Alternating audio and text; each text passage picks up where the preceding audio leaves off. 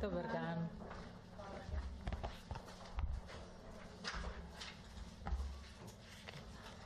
Spoštovani, v svoji izjavi vas bom danes seznanila z 3 odločitvami, ki so bile sprejete na seji vlade, in sicer o sprejetju odloka o ustanovitvi urada za oskrbo migrantov in pa za njihovo integracijo, nadalje z vmesnim poročilom o uresničevanju priporočil varuhinje človekovih pravic in pa tudi ukrepih, ki jih je vlada potrdila danes glede preprečevanja korupcije, torej vse ukrepe, ki so bili v letu 2015 in 2016 sprejeti.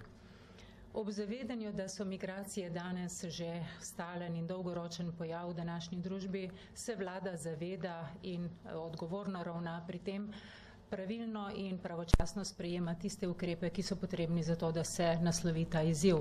Med te izzive sodi tudi ustrezna organiziranost, zato je na današnji seji vlade sprejela odlok, s katerim je ustanovljen urad službe vlade za oskrbo migrantov in pa za njihovo integracijo. Ustanovljen je kot vladna služba, vodil ga bo direktor, ki je odgovoren generalni sekretarki oziroma sekretarju vlade. Podlaga za njegovo ustanovitev je zakon o tujcih, ki je prenesel na urad za oskrbo migrantov in integracijo določene naloge povezane z 5 kategorijami tujcev migrantov. Ključna naloga tega urada bo oskrba migrantov, kamor seveda sodi tako nastanitev kot in zdravstvena oskrba, pomoč pri integraciji v okolje na področju izobraževanja in zaposlovanja, pomoč pri uresničevanju njihovih pravic, pri uveljavljanju teh pravic, nadalje tudi pomoč pri koordinaciji dela drugih resornih organov, predvsem nevladnih organizacij, mednarodnih vladnih organizacij in pa mednarodnih organizacij, sočasno bo pa tudi spremljala migrantsko problematiko in dajala pobude, kako uresničevati oziroma reševati to problematiko. Posebej naj poudarim, da je skrb predvsem pri nastanitvi migrantov posebna skrb namenjena ranljivim skupinam, to so mladoletniki brez spremstva, žrtve trgovine z ljudmi, starejše osebe in seveda je potrebno upoštevati vse njihove potrebe. Poudarim pa naj, da za ustanovitvijo urada se bodo uresničile tudi opozorila nevladnih organizacij in pa varuha človekovih pravic, da je potrebno mladoletnike brez spremstva sistemsko obravnavati in zagotoviti, kar je seveda za njih potrebno. Tako da s tem bo ta naloga tudi uresničena. Glede uresničevanja priporočil varuhinje, torej se vlada zaveda in je tudi bila ena njena temeljna zaveza spoštovanje pravne države. In je uresničevanje človekovih pravic tudi ena od temeljnih dolžnosti te vlade. Zavedamo se, da je posameznik temeljna vrednota in pa njegove pravice te družbe, predvsem pa tudi odgovornost za uresničevanje teh pravic. Na podlagi dogovora med predsednikom vlade in varuhinjo človekovih pravic, da bo vlada pospešeno uresničevala priporočila, ki so bile dana v njenem poročilu za leto 2015, sem se z varuhinjo tudi osebno srečala, kjer je zadovoljstvom izrazila pohvalo, da je torej vlada sprejela sklep in Ministrstvo za pravosodje spremlja vmesno uresničevanje priporočil, ki so bila dana in tudi opozorila, katera problematika je še ostala odprta. No, prav na današnji seji je bilo podano vmesno poročilo uresničevanja teh priporočil varuhinje in je ugotovljeno, da je v 83 priporočil večina uresničenih. Naj poudarim nekatere: vzpostavitev varuha načela enakosti, ureditev prepovedi telesnega kaznovanja otrok in tik pred javno razpravo je priporočilo zagotovitve brezplačnega prevoza učencev s posebnimi potrebami starejšimi od 18 let. Torej, dogovorili smo se z varuhinjo, da bo to postala redna praksa, da se torej srečujemo in z roko v roki uresničujemo tisto, kar je za naše državljane dobro, predvsem pa tudi bomo naslovili posebne vsebine. Z naše strani smo izrazili željo po njenem sodelovanju pri preprečevanju sovražnega govora in pa nestrpnosti in pa tudi na področju romske problematike.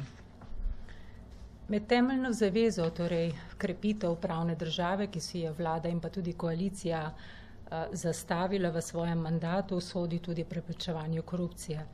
Danes smo na vladi obravnavali končno poročilo iz programa ukrepov vlade za obdobje 2015-2016 in sicer ničelna toleranca do korupcije. Tukaj je bilo uresničenih kar nekaj zavez oziroma ukrepov. Naj poudarim nekatere najpomembnejše. Policija se je posvetila predvsem preprečevanju gospodarske kriminalitete. Tukaj je bilo odkritih in raziskanih 52 sumov kaznivih dejanj in oškodovano premoženje na škodo, torej v skupni višini 415 milijonov. Veliko se je naredilo na področju pravosodja, kar je tudi ugotovila torej GRECO. Veliko je bilo storjeno tudi na področju javnega naročanja, pa nasplošno na področju javnega naročanja glede transparentnosti in objave podatkov. Prav tako tudi je bil sprejet kodeks etike javnih uslužbencev in pa funkcionarjev. Vsi ti ukrepi, ki so bili sprejeti v letu 2015 in 2016, imajo tudi, so širše prepoznani, kar izkazuje tudi neposredno, da je v tem času indeks percepcije korupcije mednarodne organizacije Transparency International na precej višji ravni. Prav tako je tudi GRECO nedavno ugotovil, da Republika Slovenija je uresničila večino priporočil, ki so jih dali na področju preprečevanja korupcije. Vsi ti ukrepi, ki so bili upeljani v letu 2015 in tudi uresničeni, se bodo nadaljevali tudi v letu 2017, kajti vlada ima poseben akcijski načrt na podlagi resolucije o preprečevanju korupcije. Hvala. Hvala. Zdaj pa vaše vprašanje o tem predstavljenih točkah. Lucija Dimnik-Rikić, Radio Slovenija. Zanima me, kdaj bo imenovan direktor urada, če se že kaj ve, kdo bo to in kako je s financiranjem tega urada, odkot bo proračun zagotovljen in v kolikšnih sredstvih, torej govorimo. Ja, torej direktor oziroma vršilec dolžnosti bo relativno kratko imenovan. Še točno ne vemo, kdo bo ta oseba, kasneje bo pa seveda javni razpis, kar mora biti potrjen na javnem razpisu. Kar se tiče finančnih sredstev in kadrov, pa naj povem, da vsi kadri so preneseni iz resorjev, z resorja, se pravi Ministrstva za notranje zadeve, zdravstvo, delo in obramba. Gre skupaj za 34 oseb, od tega je 9 oseb za določen čas. Kar se tiče financ, je pa predvideno skupaj celoten znesek financ pa znaša 4 milijone 200 tisoč evrov.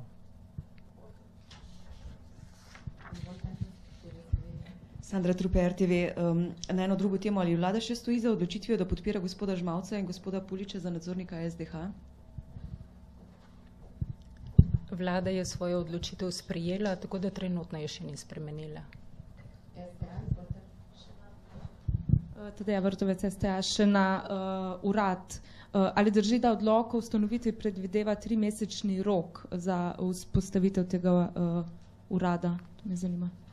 Tako je, torej ustanoviti se mora do 4.3., medtem ko polno začne delovati 1.6., do tedaj pa upravlja še vedno naloge Ministrstva za notranje zadeve. V tem času bomo vstopili, se pravi, za uradom v vsa pravna razmerja, v katerih je sedaj Ministrstvo za notranje zadeve. Če ni drugo vprašanje, ima še kakšen od kolegov, ki se tem lahko izvolite? Še na urad, torej nevladne organizacije pričakujejo od urada, da bo vzpostavil neko celovito integracijsko politiko, tega zdaj ni, opozarjajo, kako bo s tem? To je ena od temeljnih nalog, poleg oskrbe je tudi vzpostavitev celovite integracijske politike in verjamem, da bomo skupaj z nevladnimi organizacijami in z drugimi organizacijami resorji resnično vzpostavili enotno in pa celovito integracijsko politiko. Hvala, če ni več vprašanj, se generalni sekretar. Hvala vam. Nasvidenje. Nadaljujemo. Hvala lepa.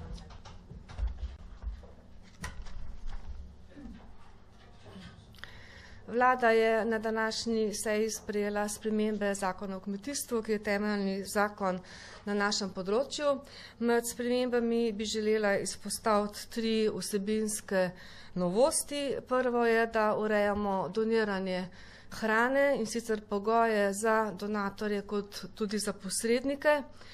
In na tem področju je pomembno to, da bo, kdor bo izpolnjeval te pogoje, bo lahko, se pravi donator, v tem primeru To je lahko bodisi trgovina, restauracija, primarni predelovalec, industrija, živilsko-predelovalna. Ta bo potem v nadaljevanju po posebnem pravilniku, ki ga bo izdalo Ministrstvo za finance, oproščen davka na dodano vrednost. Zakaj to delamo? Mi želimo s tem spodbujati več doniranja hrane in prav ta vidik obveznosti DDV-ja je bil pogosto razlog, da se donatorji oziroma potencijalni donatorji za doniranje niso odločili. Na ta način pa želimo prispevati predvsem k manj zavržene hrane, se pravi, da na eni strani manj hrane konča v odpadkih, da s tem varujemo okolje, na drugi strani pa seveda, da hrana pride do ljudi, ki so socialno ogroženi in pomoči potrebni. Druga sprememba, ki bi jo izpostavila, se nanaša na shemo izbrana kakovost. Tukaj smo za ta namen bolj natančno določili pogoje za poreklo živil in tudi to, da se lahko posebne zahteve za to shemo nanašajo tudi na trženje teh proizvodov. Pomembno je to, da gre za proizvode, ki niso pakirani, se pravi recimo meso ali pa sadje, in v tem primeru so glede posebnih zahtev za prodajo takih živil v certificiranje vključeni lahko tudi trgovci. In tretja sprememba se pa nanaša na bolj učinkovito preganjanje zavajanja potrošnikov, kar se tiče pri označevanju ali pa pri trženju živil. In tu damo inšpektorjem orodja za bolj učinkovito postopanje. Inšpektor bo lahko na mestu samem kaznoval prodajalca z ustno odločbo na način, da če bo recimo ugotovil na tržnici ali pa v trgovini kjerkoli, da blago je narobe označeno ali zavajajoče označeno, bo lahko takoj ustno odredil umik takih živil iz prodaje. Sedanja ureditev je taka, da je to naredil v pisnem postopku s pisno odločbo, kar včasih tudi ni bilo dovolj hitro ali pa dovolj učinkovito. Drugo je pa, kar se tiče preprečevanja zavajanja ali pa kršitev pri spletni trgovini, ki je vedno bolj razširjena. Tukaj pa se za spletne trgovce, ki nimajo sedeža v Republiki Sloveniji in je bila težava tudi z vročanjem odločb, določa, da se jih sicer še naprej najprej prvi korak je, da se taka odločba izda na njegov naslov, recimo v eni čist tretji, lahko tudi eksotični državi. Če to vročanje preko veleposlaništva ali navadne pošte oziroma pošte ni uspešno, pa se lahko odločba izda z javnim naznanilom na e-portalu in je na ta način potem tudi veljavna. S tem bi želeli nekako zaiziti in preprečevati, oziroma s tem želimo preprečevati zavajanje pri spletni trgovini, ki se sicer dogaja v vedno večjem obsegu. Zakon seveda prinaša tudi številne druge manjše spremembe, ki se pa nanašajo predvsem na izvajanje in postopke ukrepov kmetijske politike. Hvala lepa. Hvala. Vaše vprašanje na to točko vlade. Izvolite. Eva Kovej iz Pop TV-ja. Mene zanima predvsem tisti del viških hrane. Kako konkretno bo to definirano? Ker zdaj so se pokazale težave tudi glede transporta, kdo bo to transportiral in pa predvsem na strani humanitarnih organizacij je bilo precej težav, kje bodo to razdeljevali, kdo bo to razdeljeval, bodo tisti morali imeti HACCP izpit, če po domače povem. Kje naj bi se to pravzaprav razdeljevalo in kako bo tukaj pomagala država? Samo s subvencijami ali dejansko z nakupom hladilnikov, hladilnih torb in tako naprej? Hvala tudi za to dodatno vprašanje. V uvodni obrazložitvi nisem posebej izpostavila to, da zakon omogoča tudi v bistvu pomoč in sofinanciranje nabave opreme za te posrednike. V praksi je že zdaj situacija taka, da se to blago pred iztekom uporabe ali pa ki bi bilo sicer zavrženo na koncu te verige, da ga prevzemajo razne človekoljubne organizacije in ga potem posedujejo potrošnikom. Mi smo zdaj pripravili smernice, v bistvu je pripravila smernice Veterinarska fakulteta za dobro higiensko prakso, ki jo naj bi izpolnjevali tudi posredniki.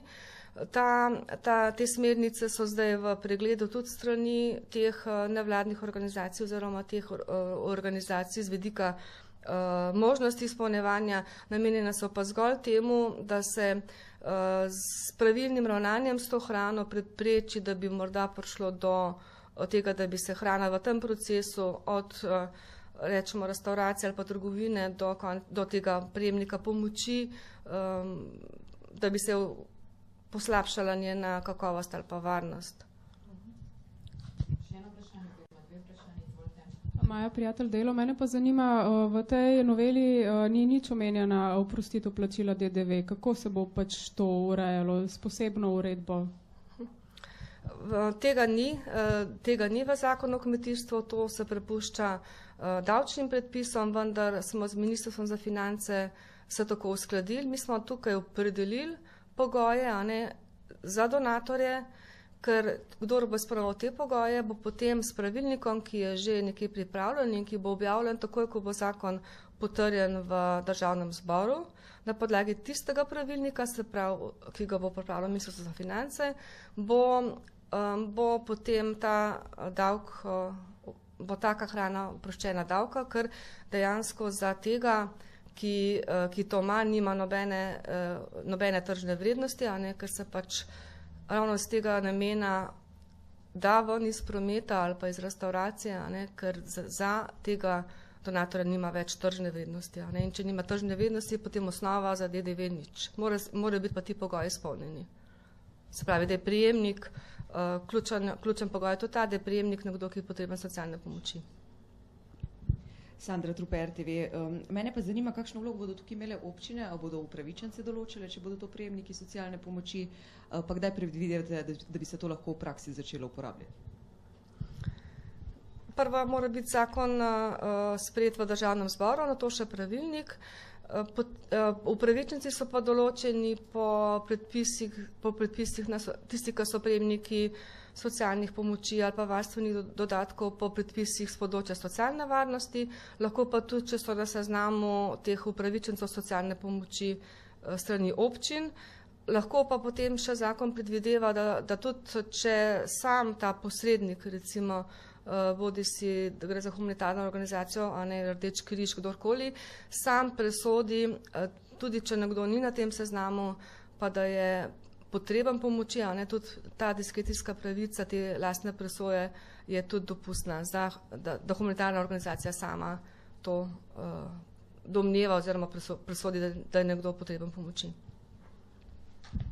Jaz imam še vprašanje, kje bi se to delilo, kdo bi zagotovil te prostore, pa ta transport, mi še niste odgovorili, ali bi to moral potem hotel, restauracija poskrbeti, ali bi država tudi ponudila, ker tukaj se večkrat pojavi problem, ravno ta transport. Ne vem, restauracije pravijo, mi nimamo kombijev, nimamo ljudi, humanitarci prav tako ne. No, to razdeljevanje ali pa ta pot od restauracije pa trgovine do prejemnikov, to zdaj poteka, to že zdaj v enem obsegu poteka v praksi, na način, da te razne človekoljubne organizacije to hrano prevzemajo ponavadi na samem kraju, se pravi pri trgovini, pri restauraciji. Transportna sredstva ponavadi zagotavljajo drugi donatorji, v kar smo se pa mogoče tudi mi kot ministrstvo pripravljeni vključiti in za kar predvidevamo pa javni razpis, je pa to, da bi na javnem razpisu sofinancirali nakup hladilnikov potem in drugih teh pripomočkov, bodi si za hlajenje ali pa za zadrževanje toplote oziroma za vzdrževanje te hrane v takem stanju, ki je potrebna, da ohrani kakovost in varnost. Ker te organizacije v glavnem delajo to vse prostovoljno in brezplačno, problem pa imajo pri pridobitvi te opreme, zaradi tega predvidevamo tudi ta razpis. Kako pa naj te poti potekajo, zato da se ta varnost živil ohrani, je pa ravno s temi smernicami priporočeno. Te smernice določajo, na kaj morajo biti, ker mislim, da želimo da humanitarne organizacije ali pa razne druge organizacije, te prostovoljske organizacije, ki so vključene v ta proces, ne bi bile pretirano obremenjene s temi zahtevami, ampak jih s temi smernicami in pa tudi delavnice so že potekale in še bojo, jih bomo v bistvu izobraževali, na kakšen način postopati ob minimalnih stroških, ampak vendarle po postopku ali pa po način rokovanja, da se zagotavlja varnost hrane, kar je ključno, da se v tem procesu zagotovi, da je vsa hrana varna. Pa še to, te smernice se da kje že prebrati? Smernice so bile pripravljene, ampak je v naslednjem tednu predviden še sestanek s humanitarnimi organizacijami oziroma s temi organizacijami, ki v bistvu to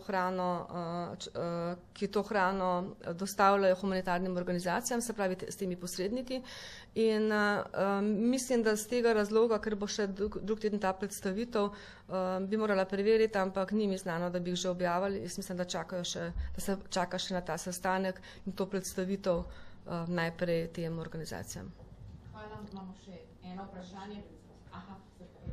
Sem še to, lani, januarja na posvetu, ki so ga organizirale nevladne organizacije, je bilo rečeno, da bo pač se tudi začelo zmanjševanje oziroma zbiranje teh viškov hrane iz obratov javne prehrane v javni upravi oziroma državni upravi. A se že kaj na tem področju dogaja?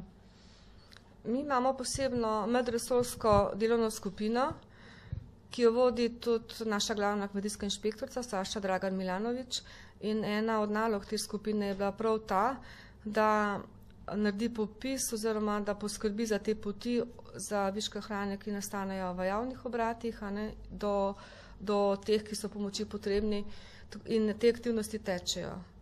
Se pravi, to sta dva procesa. Eden je bil ta za zmanjševanje teh viškov v javnih obratih, drugo pa je to, kar sem pa prej govorila, je pa v večji meri usmerjeno na privatni sektor. To sem hotela vprašati, da bo jasno. Torej, javni zavodi zdaj niso tle notro vključeni kot donatorji? Javni zavodi so ravno tako lahko pač donirajo. Mi smo imeli za javne zavode še posebne sestanke in še posebne načrte in smo se kot javni sektor že organizirali na način, da je tam, kjer je prihajalo do viškov, da je bilo poskrbljeno, da gre potem to v dobrodelne namene. Mi smo zdaj s temi smernicami in s temi aktivnostmi pa želimo potem še privatni sektor, ker tam je še več teh viškov. Ker v javnem sektorju smo si prizadevali tudi za omejiti te viške hrane na način, da je bolj organizirano zbiranje podatkov o potrebah in kontroliramo že na izhodu, se pravi, da je čim manj teh viškov hrane, da je sploh čim manj hrane, ki ni porabljena v javnem sistemu. Če pa je, smo pa tudi vzpostavili neke procese, da se ta hrana potem pelje do uporabnikov. Vem, da so bili pogovori, nimam natančnih podatkov pri sebi, lahko jih pa potem naknadno pisno posredujemo, so pa bili pogovori recimo tudi Slovensko vojsko in s takimi organizacijami za prenos, oziroma za to, da se bi viški, ki bi tam nastajali, uporabili v humanitarnih organizacijah, oziroma da bi prišli do ljudi, ki so pomoči potrebni. Tako, če ni več vprašanj, pomembna tema, jo gotovo nismo izčrpali. Hvala lepa, državni sekretarki, hvala vam. Hvala tudi vam za vprašanje.